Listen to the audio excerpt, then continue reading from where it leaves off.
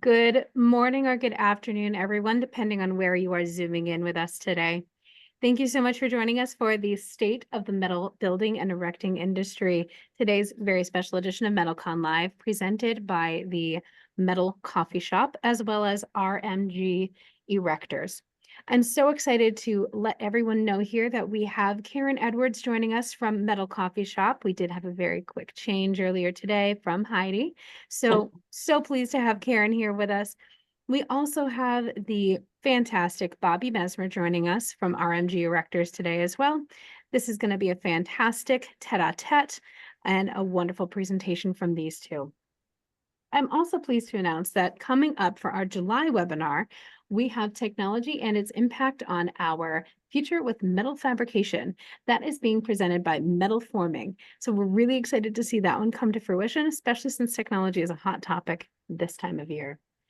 Don't delay, everyone. As you all know, MetalCon is becoming more and more popular, and our hotels are selling out quicker and quicker. So make sure that you get your discounts now by registering and signing up for our hotel discounts today. I'm also pleased to announce, of course, MetalCon is coming up. We are also excited to announce that we have 3 fantastic keynotes this year. On Wednesday, we are welcoming Joe Theismann. On Thursday, we will be welcoming Dr. Anirban Basu. And then on Friday, we are welcoming back, yes, I said back, Dr. Melissa Furman. She's one of our fantastic presenters from previous years. As you all know, MetalCon registration is open, and we have a very special discount for MetalCon online attendees. So make sure you copy that code on the screen or take it down. It'll get you $30 off your registration. You also get that early bird discount. So this is going to be the best price you're going to see from now until the end of July. Register as soon as you can to make sure you get that discount. As you all are aware, we do ask that you submit a very brief piece of information at the end so we can get you certificates of attendance for today's session. That is including your first name, last name, and email address. If you are an AIA member, we also ask for your AIA number. Few technical things, please hold all questions until the end, or you can submit them through the chat and we'll hold them all until the end. But make sure that you submit any questions that you have and we'll make sure we get through as many as we possibly can today. If you do have any technical issues, reach out to me directly, MetalCon Online, and I'll be happy to help you there as well. Without further ado, I'm going to hand this over to Karen to get started. Karen, go ahead and take it away. Thank you, Kaylin. I am going to share my screen here and we'll get started. So I am really excited to be here today. I wasn't planning on it. We had some last minute switches. And so I dove in this morning and learned a little bit more about the topic for today. And I'm thrilled that we're going to be talking about this because it is super interesting, and the growth in this industry has been phenomenal. So a little bit about me. I've been in the construction and roofing industries for about 25 years. I currently own my own consulting business, and so I get to work with contractors, manufacturers, and folks across the country.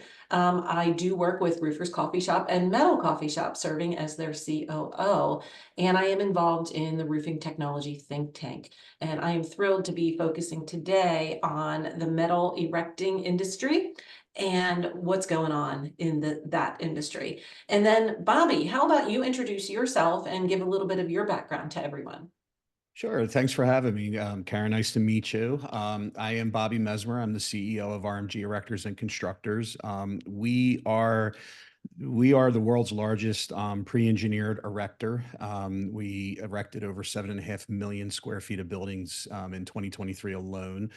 We're also we've also just moved into the engineering and fabrication of pre-engineered metal buildings.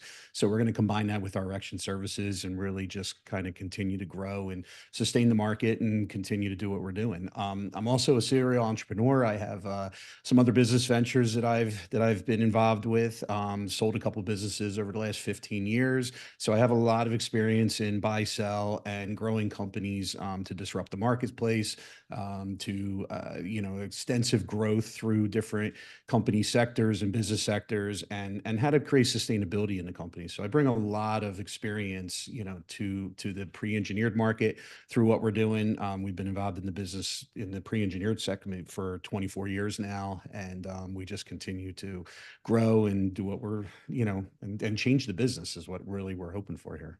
Yeah, yeah. And I was listening to a conversation that you had with Heidi earlier about you really started the company because you had a need that you couldn't find anyone to fill. And so you just decided, you're just going to do it. Yeah, that's exactly right. The pre-engineered erection business is a very unique business. It's it's a business that is very, very small. There's not enough erectors out there in the United States or even worldwide right now to satisfy the need of the industry. And that's been like that for years, for decades now. And so when we started, we were actually a general construction firm, a very large one, and we got involved in some pre-engineered buildings, an airplane hangar, more specifically, and we needed to hire an erector, and we couldn't find one. So we put together our own team of guys, and we went out there and erected the building, and then here we are now, 24 years later, and still at it, and out of the GC side of the business, and since 2015, solely focused on the pre-engineered side. Wow. Yeah. So you've seen a lot and experienced a lot over the years. And we're going to talk right now about the current state of the metal building industry. I do have some really high level facts to share with you, that looking at the global market, and this is including North America, Latin America, Europe, Asia Pacific, Middle East, and Africa, we're talking in 2024, a $20 billion market with a compound annual growth rate of about 11%, that's projected to get us to 43 billion by the year 2031. That's not that far from now. So this growth has just been explosive. What are you seeing, Bobby? Yeah, I think that we're seeing that. We're seeing a lot of evolution in the pre-engineered world, a lot more recognition, and that has to go with just the evolution of the business itself, right? It has a lot of investment in recognition of the industry, talking to architects and engineers, letting them know the capabilities of the business. So we've seen that growth year over year. What's going on in it, and just to add some numbers to that. I mean, we've seen over the 2023, from 22 to 23, we've seen a stagnation of the business, though, and then those are real numbers put out by Metal Construction News. There was a slight reduction in the industry in 23, and then but it was interesting because the metal building contractors saw an increase in square footage, where metal building erectors saw a 37% decrease in what they did. So it's a very interesting concept. So the industry, for the most part, became stagnant in 2023. It really didn't see the growth, according to Metal Construction News, what they put out. And then when you look at the steel industry in a whole, 2023 saw a decrease of down to 2.4% of the industry growth, right?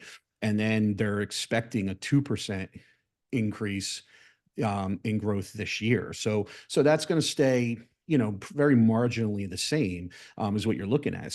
But I think that the business in a whole can continue to propel itself. And because I think this year is an odd year, right? We're looking at an election year. We're looking at still high inflation. You're looking at things that are affecting industry, that's causing people to maybe pull back a little bit, and to maybe put things on hold a little bit more, is what I'm thinking that you're saying. Okay. Yeah, that's fair. And it's funny because you can look at how many different research firms and numbers out there, and everybody sees it a little bit differently, but everyone is projecting that growth over a 10-year period. So yeah, we may have a little bit of pullback now, but it's going. And in talking about some of the trends that I was seeing that are creating this growth is, there really is becoming a preference for more sustainable and eco-friendly products. And we're seeing that in metal. And there's also been a lot of new technologies that are enhancing the product and increasing the quality, right? Would you agree? I do agree with that. I mean, the AI demand is increasing a need for data centers, so you're seeing it there.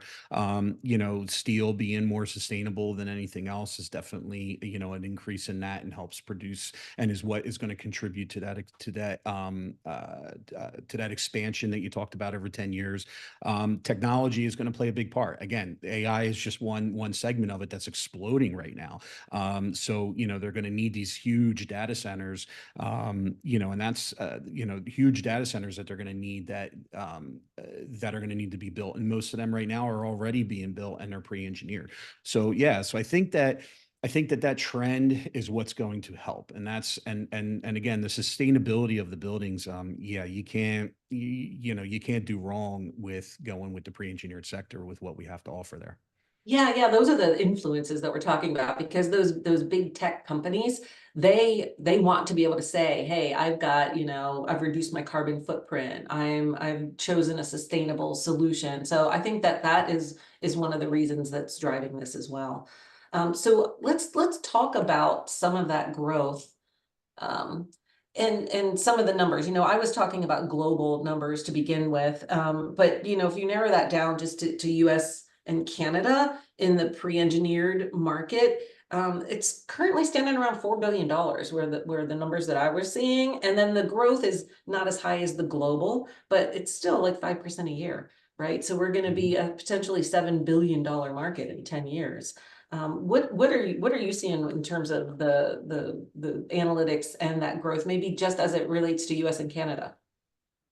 Yeah, I think I mean we only focus on the United States ourselves right now. We are moving into for 2025, we're moving into the Canada Mexican market.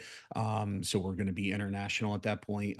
And because we're seeing that growth, we're seeing the need for more people to provide metal buildings, erect metal buildings in those areas. So yeah, I think with, and again, I think that there's been a lot of education out there, right? And a lot of people have been educated on the point of what these buildings can do and what more uses for these buildings. And so I think that that's what's going to help sustain the growth, help push it forward, and help the demand of the pre-engineered market to continue to grow in that percentage of increase.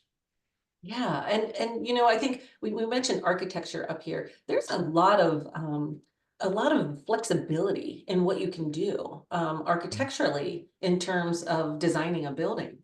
Mhm. Yeah, there is. I mean, the architectural market, according to some of the statistics I have, is expected to grow by 9% in the 2024 year. So that growth directly attributes to the construction growth, right? So it's a matter of how much of that percentage overall, as that relates to United States total construction market, that we can capture. And so, yeah, I think that I think, again, when you talk about the architectural market, it starts with education, and architects are smart people, they know what they're doing. But the part of the issue is that a lot of them don't have an understanding of the capabilities of what these buildings can do and what they can be used for. So we have to do a better job at that, and that will help increase those numbers and bring them up ultimately. Yeah, you're right. It's about education, a traditional mindset of what a pre-engineered metal building. I don't know, where do mines go first? Is it a barn? Is it an A airplane box. hangar? Is it a It's a box? box, right? It's just a box. That's what it started as, and that's basically what in the mindset is of it. But they don't think about what it can be. How much use that you can get out of it. We've done multi-story buildings. We've done buildings in pre-engineered that are over 100 foot tall. There's hotel solutions that you can do if you can get creative with it. Strip centers, you can do strip centers. That's a big market because you can clear span, these strip mall shopping malls, and you're not dedicated to the 50-foot column space, right? So now you change the market there and you help those developers. So it's really, again, that's the education, right? That's what you're trying to do. And we can work in all these sectors. I'm looking at some stats here. some of these market sectors are expected to see the most growth over the next couple of years is manufacturing. So we've perfectly fit into that. Lodging, we can fit into that sector. Public safety, we definitively fit there, and transportation, we definitively fit there. So now it's a matter of us as an industry to go out and say, hey, here's our solutions for you in that industry, and that's where we have to work. And really, where it starts is the manufacturers working with the builders and the erectors to help educate the people in all of the market segments throughout the country. If you work together, you'll be more strong as an industry, especially in the pre-engineered industry. Yeah, and it's a great segue into this slide where we're talking about different architectural trends. But we're seeing residential. We have that last bullet on there as barn dominiums. That we're using this more in residential. We're finding multiple purpose. In the case of barn dominiums, it may be they call them houses. A shop and house, a barn and house. Like, you can really do a lot, and you get a lot of flexibility. But you had a story that you shared, and I think about changing the way we think and change the way we design. Can you share that story about the hotel Yeah, construction? absolutely. Yeah, and just to circle back, the barn dominium side is really something that's growing, right? Stacy and Oliver Bell are big in the barn dominium, segment. They're down in Texas, and they're really pushing hard in that segment. So they're doing a really good job there. So that's a big segment that you see really coming up. And what you're competing against there is you're competing against the pole barn structure. So there's a price gap there that needs to get really closed. But the manufacturers are coming out with new solutions right now in the light gauge market that are really going to close that gap and really be worthwhile. So now back to the hotel story. Yeah, so we have a customer that we do a lot of manufacturing facilities for, big warehouses and all. And he also has another side of his business where he does hotels. He develops them, builds them, owns and operates them.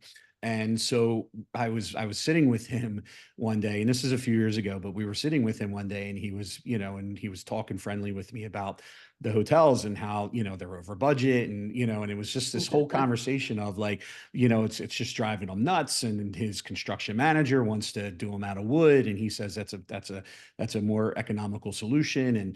And he's like, I'm building 5 and it's costing me $15 million a piece, a total budget of 75. And I'm like, and I said, well, why would you build them out of wood? I said, that doesn't make any sense. And I'm not just trying to sell them on steel because I'm in the steel business. I'm telling them, I'm like wood doesn't make sense. It doesn't make sense from an operational standpoint. It's more expensive to insure. The other construction factors that go into it. Your sprinkler system is more expensive to put in. You have all this soundproofing that has to go in. That's more expensive. Fire protection in the walls and the it starts to inflate and starts to bloat. So his construction manager wanted to argue with me about it and, do the whole, I've been doing this for so long and this is the way you build and this blah, blah, blah. And I called him out and I was like, and I said to the owner, I was like, the construction manager gets paid what, 7% of the value of construction. So is he really incentivized to look after your best interest, and driving down the cost? No, he wants to maximize his value. Right. So we ended up putting a performa together, and we did it in our solution, and we ended up going with a steel structure, 5-story steel structure, bar joist deck. We did an IMP insulated panel that met the STC rating, the sound rating, and all the thermal rating. We did a hybrid GERT system, underneath of that, boxed out the windows. Not only did we shave off time and carrying costs on the construction side, but we also shaved $3 million off per location. So what happened with that was, so again, we proved that we were a better solution. And it wasn't just, and again, let me be clear with this, because some people are like, how did you save $3 million on steel? It wasn't just on the steel. It was $3 million on the total construction of the building. So a $15 million budget, it brought it all down because you cut the sprinkler system cost in half. The main coming in for the sprinkler system, you cut that down. The riser for it, you cut out all the sound deadening drive it that you have to put in the floors and the walls. And, so all that added up over these size of the buildings created a situation where we shaved $3 million.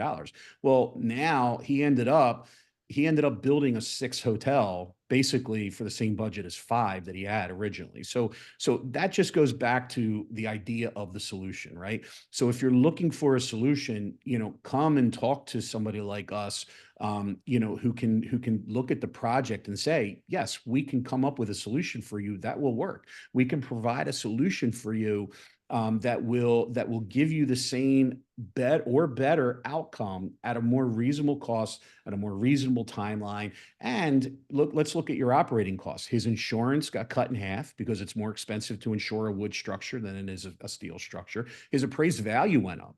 His appraised value on plan, his appraised value on plan doubled because he went from wood to steel. So now he has a more equitable project in hand as well. So these are the factors that people have to consider, because now, a normal developer who's developing things like that, they build it, they get it done, they build it for a certain cost, they get an appraised value to it, they pull out the equity in it, and then they refinance it to go do other projects. That's what developers do. Understanding that concept, being a developer ourselves, being an owner of a private equity group ourselves that invests in projects like this, we have an understanding of that, and that's how we circle back to our customer base to say to them, look, this is the solution that you need, this is where you go, and this is how you do this, and in order to expand your horizon as a developer. Yeah, that's where it comes down to the education. Like you said, if we've been doing it this way for 20 years, I've been doing it this way for a long time, why should I change how I'm doing it? And wow, that story just really it captures all of those reasons why you need to rethink. Mhm. Yeah, it does. It does. And that's where the education, even with the architects, comes in, right? Like, take the time and sit down with them, and let's talk about other solutions that are more sustainable, more economical, and more efficient. Okay, I'm just curious. This is a question, just in terms of architects. Are you seeing a shift in mindset with the next generation of architects coming out, being more willing to maybe shake up the traditional methods? Yeah, I think you are. I think, and I don't know that it has to do with just the next generation. I think it's architects in a whole, and it's. I mean, look, you have. I love architects, right? Like, and they're the forefront of the project. They administer the projects. And everybody goes. It all starts with the architect. Everybody goes to them first. And I always say to owners, developers, hey, look, maybe you have an idea, talk to everybody first, and bring all that information together instead of starting with the architect. And the reason for that is because you deal with certain architects who see a project and they're like, this is my legacy, this is my thumbprint, and I don't care what you have to say, this is the way it's going to go. And I've sat across the table from many of them who act like that. And is that the right attitude? No, but it is what it is, right? But you do see a lot of them that understand when they deal with certain companies that you're dealing with a professional in the industry, and they are willing to listen, from the old timers to the new generation coming in. So I see it, and again, I go back, and I'm sounding like a broken record now, but it goes back to a reasonable conversation about what the solution can be, and that's where it starts. Okay, so now this next slide, we're going to talk about sustainability and energy. We've mentioned the sustainability of metal, and you mentioned using the insulated panels in the hotel projects. How is this helping buildings be more sustainable and more energy efficient? Well, I mean, the insulated panels have come a long way. The engineering of them, the design, they're a great solution. The R value of them is really gets up very high now. They have fire rated panels. You have panels that also meet the STC rating. So they're a great envelope, for a pre-engineered building. We like insulated metal panels. They're efficient. As an erection company, a lot of erectors charge more to install an insulated panel. We actually keep the price the same because they're not any harder to install. Same thing for an insulated roof panel. The only thing that really drives up that cost is really the cost of the need of a crane. If you need a crane or something like that, that's what changes that cost factor. But outside of that, no, they're the only issue with insulated panels is the cost, right? There's a cost factor to them. Some of the companies out there are really inflating the cost, in my opinion. They don't need to be that because they're maximizing their profits, and I think that that's an industry thing that needs to be talked about, as opposed to I don't say one opposed to anything.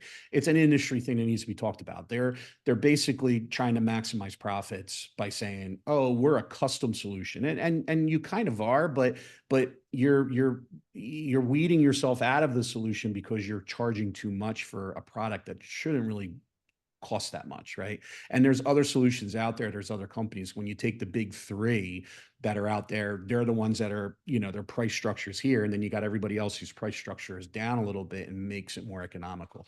But we love it. I think that I do think that we always talk to architects that design in certain climate areas. We talk to them and say to them, look, you should design with an insulated panel. Why? Because think about the erection sequence, winter climates, any area in the north, across the northern hemisphere of the United States, right? The northern part of the United States. Um, you know, Building with an insulated panel and even an insulated roof panel helps continues the project to move, where you're not getting delayed by weather. So same thing in the upper Midwest, Oregon and Washington, and an IMP panel is a good solution there because the climate, right? It's always raining, it's always something over there, and so it allows the project to move where your bad insulation systems, if it's raining, you're dead in the water. So yeah, and they're coming out with very good solutions, and they're really, all the companies are very far ahead of the curve on the IMP panel side. I think you're going to see a lot more IMP panels coming as time comes, or as Yeah, time and moves. insulation, it not only helps, keep buildings stay cooler, but stay warmer too, right? Keeps heat in, keeps Yes. cool air in, keeps the Yep. It works both the ways. yeah. Yep, works both ways, works for sound, it works for everything. And, so when you talk about, like, your next point, like insulated building enclosures, right? Like, so now you're down to the traditional, what they call the fuzz systems. So it's your bat insulation systems, and they've come a long way now too. The new ASHRAE codes have really increased. So you're seeing pretty much every building that you're touching, from, if you drew a line from, say, the Carolinas all the way across the United States through a straight line, everything north of there, the code is basically changing to a full cavity fill, what would be an R25 or higher insulation system. And then you're still seeing in those warmer southern states, you're seeing the single layer systems, the R19s, the R13s, et cetera. But they've come a long way. I mean, the insulation manufacturers have developed the systems, the ProLiner, or the liner type systems, the Skyweb systems, the Lawn Tab Banded systems, and then you have some of the manufacturers doing the thermal lift systems, now they call them, which is the bridging systems to allow for maximum insulation underneath the roofing system. Butler has a system out there where it's like a thermal lift that pulls. It's an additional channel that pulls it off the wall to get that much more bat insulation in between the girt and the panel. So they're really engineering new concepts to really increase the amount of insulation you can put. And what's interesting about this too is, and I've, being in the construction world for all the years that I was as a GC, it's funny because the metal building industry actually exceeds what is almost capable in the conventional building industry as far as insulation and thermal protection. Because, when you think about the types of walls that are assembled and the way that they're assembled, the pre-engineered building industry, whether it's an insulated panel or it's a cavity fill insulation system, what's happening there is for a more economical price, more efficient install, we're achieving an equal to or higher R value, or U factor, than they can in conventional. And that's a very interesting concept. Yeah, it is. And, in terms of, we said energy use, sustainability, insulation plays a huge role. But I wanted just to talk a little bit about daylighting, and how that fits in, especially in pre-engineered, and because that can reduce, electricity usage. If we've got enough daylighting coming in, we don't have to turn the lights on. What are you seeing in that area? Yeah, that's what we're seeing as a national company. We're seeing that's market segment specific, right? Okay. So what's happening there is depending on where the project is. So West Coast seeing a lot of daylighting requirements. It's heavy there, and then other states are very selective. And again, the developers of the projects are only going to put it in if they absolutely are told to, unless they're trying to go with some kind of green certified building, and then they're required to put it in by that, right? So one way or another, it's a requirement. It's not really a, hey, I should do this kind of thing, right? But we are seeing a lot of that. The great thing about it is all natural light coming into the buildings, whether you're using a translucent panel, like an X textile panel, as opposed to just like natural storefront glass. And then on the roofs, you're seeing the skylight system, which is a curb system installed, integrated with the roof system with a curb, or a skylight dome, a translucent or a prismatic, skylight dome on top of it. So nice systems work well. Positive side, all the lighting. Negative side, it's a penetration in the roof system, Right. so it can become a leak, no matter how good you are. You could be, anybody can walk around and tout themselves as the best erector in the world, but if a curb is going to leak, a curb is going to leak, and sometimes there's not much you can do about it. And so that's the thing when you're putting those kind of penetrations in a roof. So the good and the bad about it.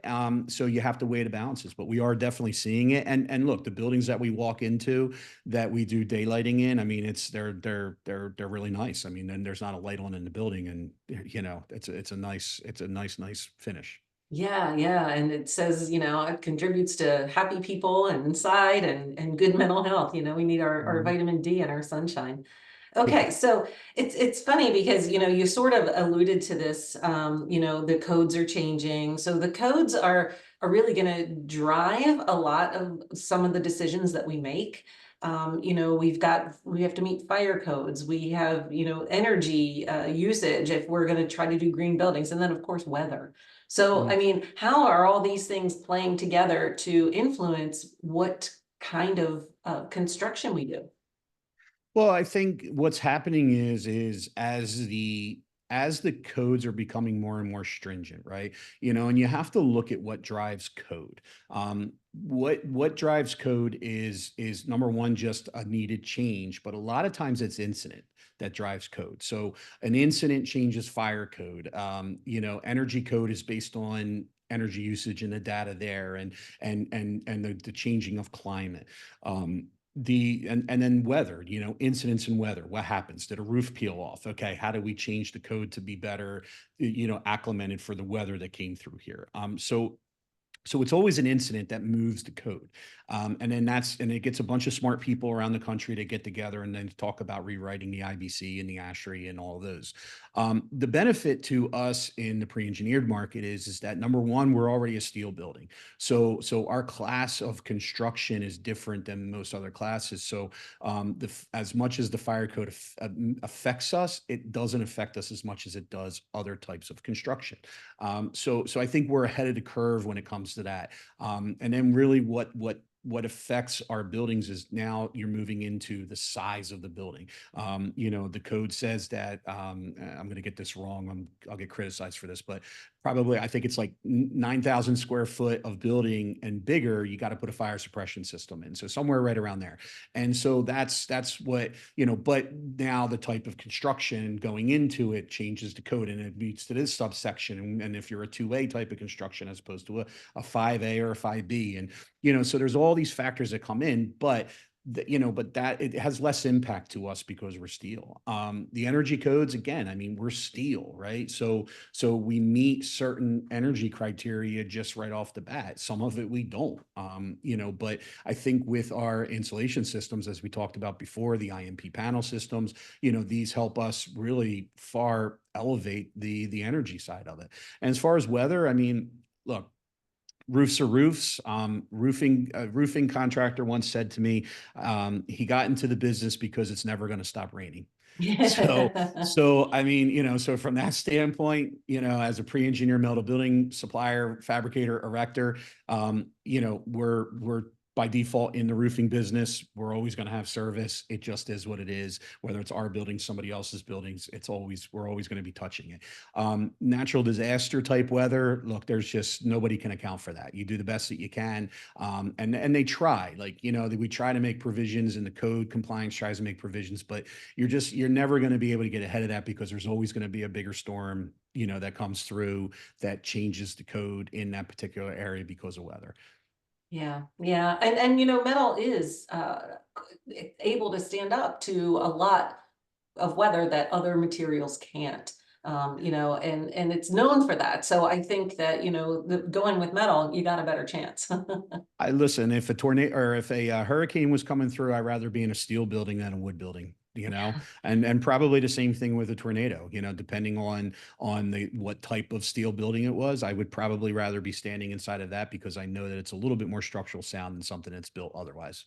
Yeah, definitely. Well, let's talk a little bit about the metal and the longevity of it. I mean, that's one of the most desirable things, I think, about metal. Well, there's a lot, we've talked about recyclability, sustainability, but longevity is really important. And, some people do worry about things like corrosion with metal. How do we address that? Well, it's the manufacturers of the rolls of metal, and the ones who are coating it, right? Understanding the business, right? So it's you have the guys and the manufacturers who manufacture the actual coils, and then they coat them with their finished product, and then they send them off to the building manufacturer, whoever that might be, and then they're the ones that roll form them into what they need to be: a roof panel, a wall panel, cut them and slice them and bend them into a piece of trim, etc.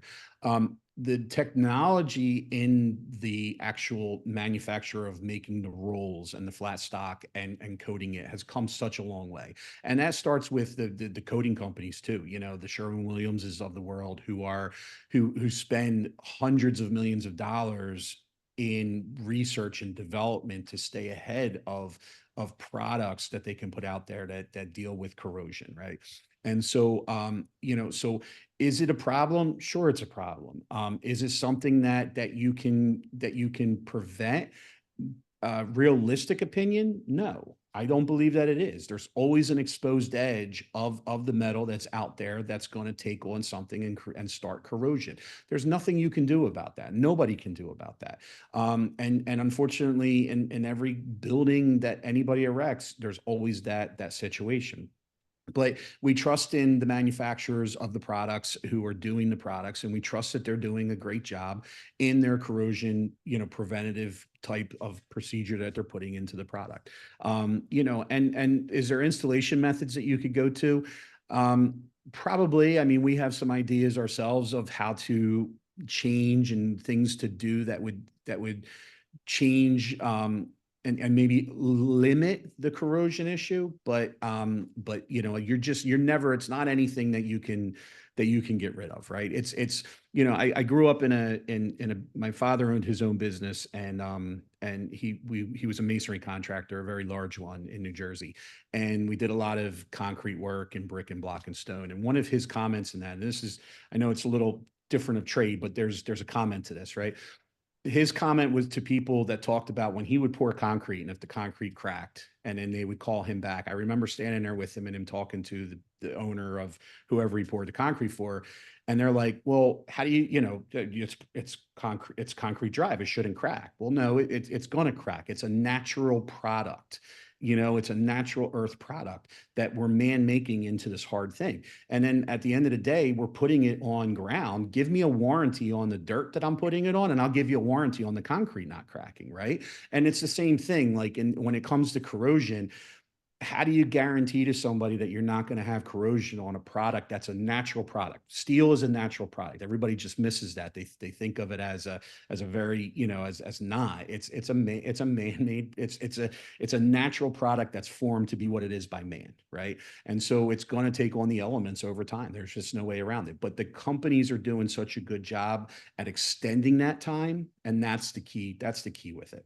Oh, yeah. You see, I know you mentioned these manufacturers, they spend a lot of money and they do a lot of research. You know, I know DuPont has Tedlar, which, you know, is great for coastal and resists salt, and there's Akzo Nobel, and so they've got the testing and the research and the years and years of working on this. So, well, like you said, it's not 100%. There's a lot out there that you can do to prevent or try to avoid as much as you can. Absolutely. So in terms of accessories, right? How do they fit in with the buildings that we're pre-engineering, putting them together? Are we using different kinds of accessories, or are they kind of across the board? No matter what type of a construction you're doing, you're going to have similar. I think they're mostly similar. I mean, it's just a matter of their connections and how they apply to each type of trade, right? So I mean, in the metal building industry, say you take something like a snow guard. A snow guard is an accessory, right? It's an accessory Mhm. to the building. Well, because we use a standing seam metal roof, it's just the way that it connects to our building is what changes it. Otherwise, the same snow guard rail system can be used on a shingle roof, if you really wanted to. It's just the way that it attaches to that roof. So there's a multitude of accessories from your canopies to your louvers to just even doors. Like we look at doors, that go like a man door. We look at them as an accessory to the building because they don't, they're not normally part of the building. And so, so everything is pretty generally the same. It's just a matter of it's really just a matter of what the application is, and how they're attaching. Okay, so we are going to just shift gears a little bit here, and we're going to talk about the state of contractor-owned sheet metal shops and what those trends are. And I know I was recently at a couple of contractor shows, trade shows, and chatting with some folks. And I was talking with one contractor, and he started a sheet metal shop because he wanted to bend his own, roofing material. And turns out his shop has grown, and he's making parts for HVAC contractors now. So what are you seeing in terms of trends with contractor owned sheet metal shops? Um, I don't think that in my opinion, you're not definitely not seeing it in the pre-engineered business, right? I think that that's definitely more of a commercial roofing type of concept. Because in a commercial roofing business, they put the roofs on, they're responsible for all of any gutters, copings, anything like that, counter flashes, reglet trims, all of that stuff they're responsible for. And years ago, that it was a segmented business, right? So it was roofers, and then it was sheet metal shops, and then you started seeing them combine probably over the last 20 years, I would say. And so now I think it's more relevant. And what that is I think you were seeing that happen because of control, right? The roofing company couldn't get his product when he needed it, couldn't get it for a reasonable price, started looking at it and saying, I can do this myself, and then adding it into their business. In the pre-engineered side, remember that the pre-engineered buildings, they come with everything. Right. So they're, so they come with all your trims, all your copings, all your roof to wall flashings, all your gutters, all your downspouts. So there's nothing that you really need. So the need for it in the pre-engineered business really isn't required. It would be, it would be wasteful, in my opinion, if somebody were to Mhm. do that, because for what? What do like, why? When you can, there's no way that you can do it yourself for what the pre-engineered manufacturer's doing it for, because they buy it at a better price.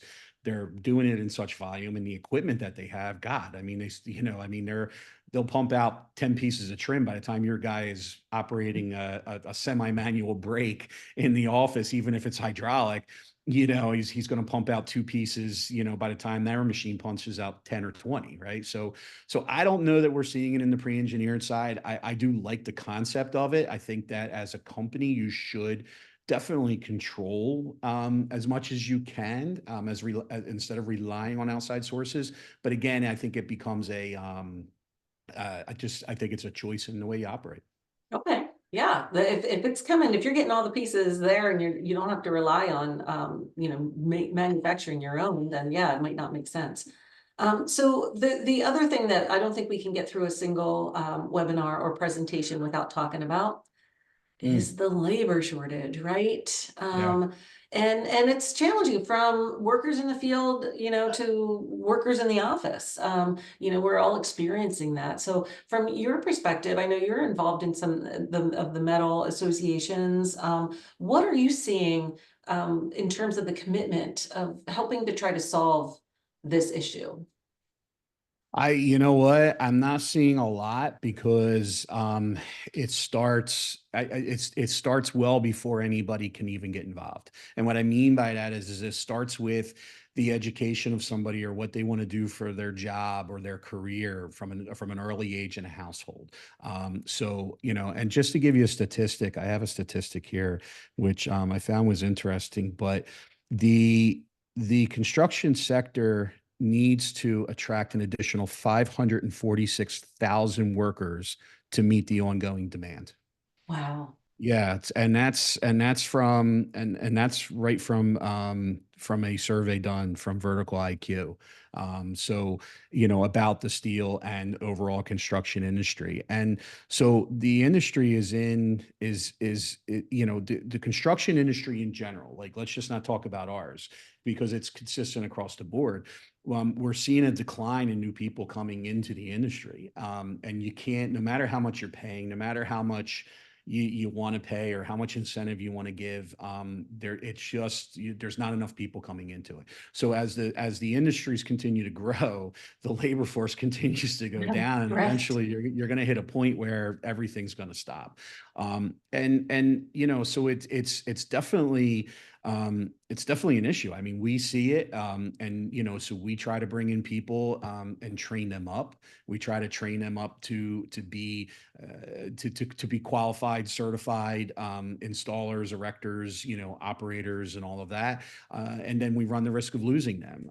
I know as RMG, we pay the people the highest in the entire industry. We've set the bar. And it's funny because people call us liars when we tell them how much we pay our people, because nobody else in the industry pays them that much. But we do that not just for retention, but we do it because we believe that it's a highly qualified trade, it's a highly qualified position, and it's a highly certified position. And so we're trying to set the bar different in the standard of what the industry should be, not what it was. So that's the reasons that we do it. But I think that that's all part of the problem too, because you have companies out there that are short paying people in a highly skilled job, and as opposed to moving those rates up and really getting people interested because they can earn a better wage and they can earn a better way of life. And I know that that sounds like a union employee. I am not a union contractor. I have nothing against union contractors, but they say the same thing. Hey, Right. come join the union because it's a better way of life, it's better quality of life. And look, I'm all on board for better way and better quality of life. You don't have to join a union for that. There's plenty of jobs, high paying jobs out there. So, but I think the labor starts with the when they're young and before they go to college. We've started this thing back 30 plus years ago where you have to go to college to earn a good career, you have to go to college to have a good life, and that's just simply not the truth. And I'm happy to say that. Again, I will have plenty of people that will probably deny this, but there are more millionaires who never went to college than there are people who actually went to college, and that's just a statistical fact. There are more highly successful people. They don't even have to be millionaires.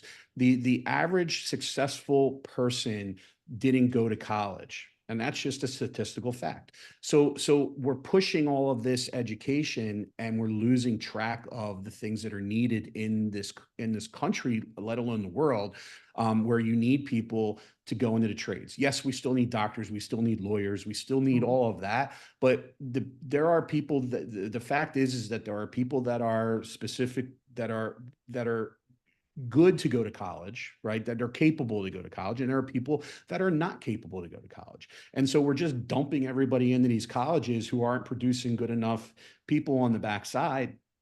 And then we're losing track of all the other industries. And then it goes into now, it goes and opens up a whole nother conversation of the immigrants that are coming over and that are Yeah. taking these jobs.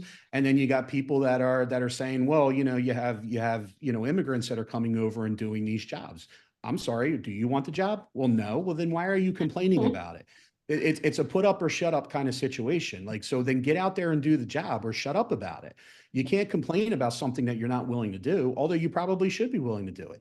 And the fact is too, I don't have these statistics in front of me, but the average construction worker now in these specialty types of trades are making more money than anybody who's coming out of college, and they have a better sustainable life and they have less Right. debt. And it's just, and the work hard? Yes. Is it like hard to the point of like, oh my God, I don't want to do this anymore? No, it's not, you No. know?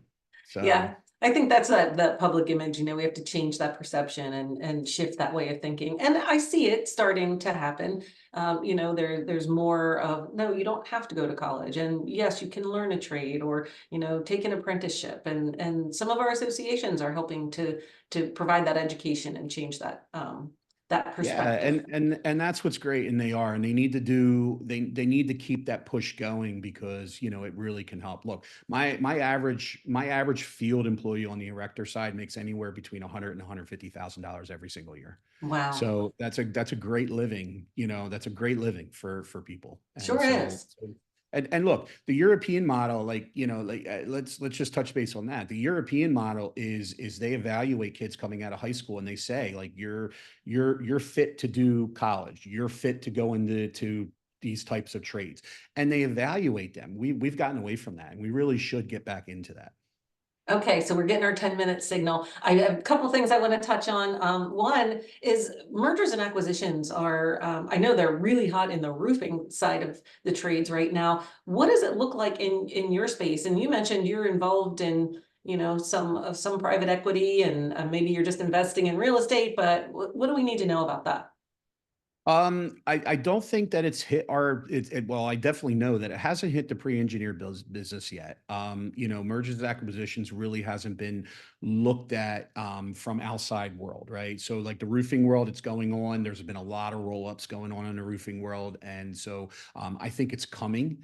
I know, and I'm happy to put this out there, but we as a company, RMG Erectors, we are looking to start doing roll-ups. So we're actually going to start buying up smaller erection companies out there. And so I think, I think with that, we're going to probably kickstart that. And then you'll start to see some other private equity firms starting to come in behind because they're going to see a value in it.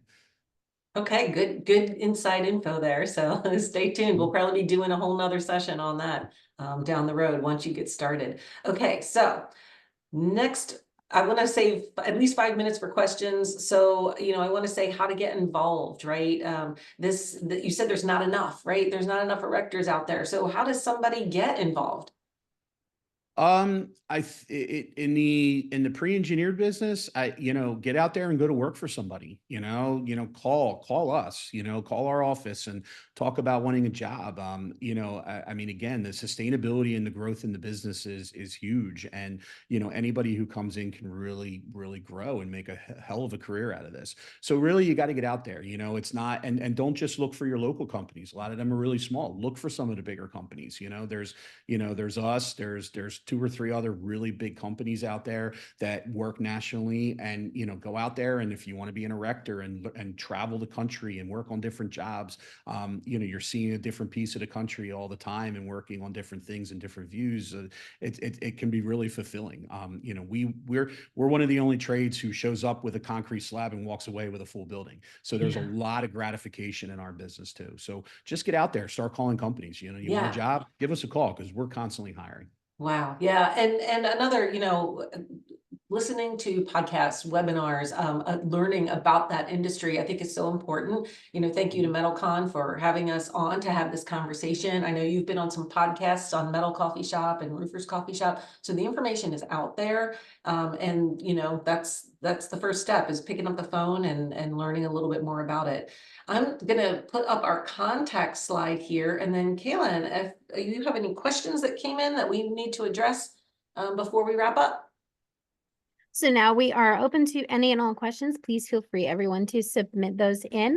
I do not have any quite yet. So I'd love to hear from both of you, from Bobby and from you, Karen. Who should reach out to you, and with regards to what? Please just go ahead and share that information while we wait for some more questions to come through. Sure. And I forgot to change the contact information, but just so you know, mine is Karen at rooferscoffeeshop.com if you want to get in touch with me. But anybody that wants to learn more, I think reaching out to me or visiting Metal Coffee Shop is going to give you a lot of good information in terms of learning and 101, and also contact information for companies like Bobby. I mean, you said it so great just a few minutes ago. Just call you, right? Your number's Mhm. right there. You're happy to talk to someone. Yeah, that's where it starts. I mean, and again, call the local MBCA chapter, call the local MBMA chapter, talk to different contractors, I mean, we're always willing to help. I mean, that's the one thing. It's a good industry, it's a good group of people. If you have questions, just ask. Everybody's willing to answer the questions. So you can really, just take the first step. I mean, that's really where it is. I mean, if you don't take the first step, nobody can help you. I'd be remiss if I didn't say go to MetalCon, right? There's some great Yeah. networking opportunities. Yeah. Your industry associations are all there exhibiting as well. So that would be a great place to start as well. Yeah, and it gives you MetalCon is great because it gives you a great idea of the industry in a whole, right? You have builders, you have contractors, you have fabricators, you have and so you have architects, so there's plenty to absorb in that conference that just walk around and start talking to people, and you'll get a whole understanding of the entire industry, just going to MetalCon. Absolutely. Actually, we do have a question that's come through. It's coming in from Connor Pace. As a manufacturing business that does well but struggles to find good erectors in the area, do you recommend to start my own crew under the same business name or as a complete separate entity? My recommendation on that would be as a separate entity. And the reason behind that is because you have to think about exposure, right? The metal building or just steel erection is one of the most dangerous trades in the world. So your insurances are different. So your insurance rates are going to go up drastically. If somebody gets hurt, your claims are much greater. You're working at height, so you have roof issues. You might have a guy that might fall off a roof, God forbid. So you want it as a separate entity because you want to be able to push that exposure to there and not affect the current business that you have in place. Okay, great answer. Karen, did you have any additional insights in that? No, I do not. I say whatever Bobby says goes here because he's been in the industry a long time and he's done it. Amazing. Okay. So we have no additional questions for you both. I'll take this time to wrap us up and thank both of you so much for being here today. Karen, thank you so much for jumping in at the last minute and stepping in. We really, really appreciate that. Bobby, thank you so much for joining us today. We really appreciate you being here and being an expert eyewitness into the industry. Again, thank you very much to Roofers Coffee Shop and to RMG Erectors for joining us. We so appreciate you all. Every attendee, thank you so much for being here with us, and to everyone watching us in the future on our YouTube channel, thank you for being here. We hope you'll join us on July 24th for our next MetalCon Live from MetalCon Online, and we hope to see you at MetalCon in person in Atlanta later on this year. Have a great day, everyone. Thanks again. Bye, all.